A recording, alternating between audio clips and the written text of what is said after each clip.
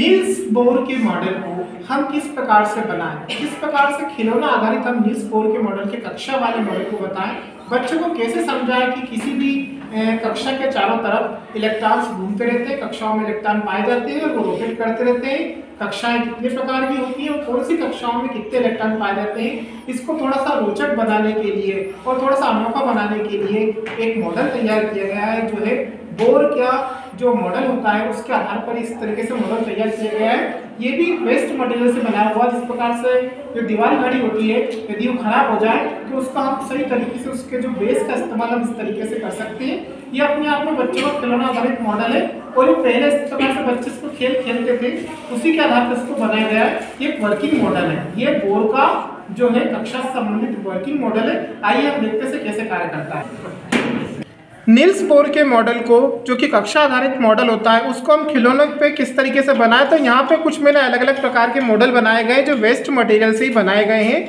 इन model को मैंने, जैसे कि ये सोडियम का मॉडल है, ये हाइड्रोजन का मॉडल है, ये नियान परमाणु का मॉडल है, ये खिलौना आधारित मॉडल है अपने आप में। और इनको इस तरीके से वर्किंग मॉडल है, बच्चे इनको बनाएंगे और चलाएंगे तो उन्हें बहुत आनंद आएगा और सीख भी जाएंगे, क्योंकि ये बहुत अच्छी तरीके से ज्ञान देंगे, अपने आप में नॉलेजफुल मॉडल है। देखते हैं इसकी किससे कार्य करता है। जैसे कि ये सोडियम का मॉडल है। सोडियम के मॉडल में 3 कक्षाएं होती हैं, के, एल, एम। के कक्षा में 2 इलेक्ट्रॉन, एल में 8 इलेक्ट्रॉन और एम में 1 इलेक्ट्रॉन होते हैं।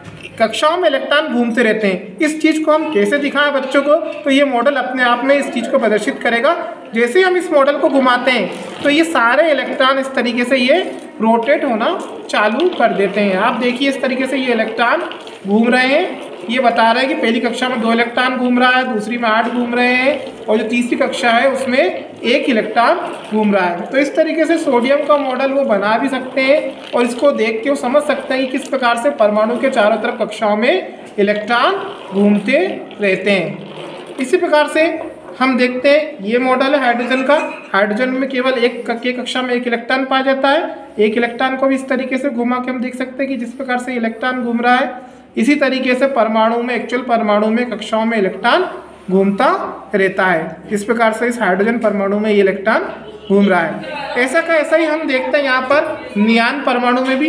ये नियान परमाणु में पहली कक्षा में 2 इलेक्ट्रॉन होते हैं और दूसरी कक्षाओं में 8 इलेक्ट्रॉन होते हैं। इस प्रकार से इसी को भी हमने CD पर बनाया गया है वेस्ट मटेरियल से, और ये भी अपने आप में खिलौना आधारित मॉडल है और इसमें भी इलेक्ट्रॉन घूम